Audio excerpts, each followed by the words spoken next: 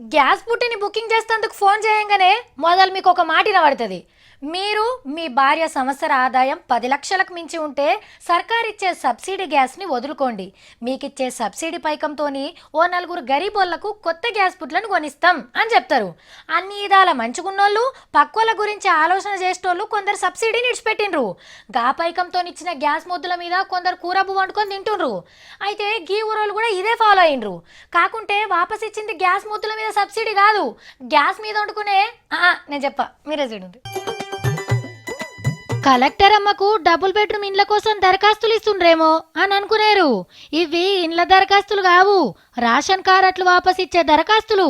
సర్కార్ ఇచ్చే అగ్వ బియ్యం బువ్వ మాకు అద్దంటున్నారు పెద్దపల్లి జిల్లా ఊషన్నపల్లి ఊరోళ్ళు. 270 మంది దాకా కారట్లు వాపస్ ఇచ్చుడంటే చిన్న ముచ్చట్నా? అరే గిదేంది, రూపాయికే కిలో బియ్యం, ఉప్పులు పప్పులు, పండగలకు నూనె, గోధుమ పిండి కూడా ఇస్తారు అగ్వకు. కారట్లు రానోళ్లే ఆఫీసుల చుట్టూ తిరుగుతాంటే వీళ్ళేంది వచ్చిన కారెట్లను వాపస్ ఇస్తుండ్రు అని పరిశాన్ అవుతుండ్రా? ఏం లేదుల్లా, మాకున్నంతలా మేం బాగానే బతుకుతున్నాం. తిండికి బట్టకి ఏం లోటు లేదు. మాకిచ్చే బియ్యం గరీబోళ్ళకి ఇయ్యుండ్రని ముంగట్కొచ్చిండ్రు ఊరోళ్ళు. పుక్కడికొస్తే ఫినాయిల్ని కూడా ఎత్తుకుపోయే ఈ రోజులల్లా ఊషన్నపల్లి ఊరోళ్ళను తారీఫ్ చేయాల్సిందే.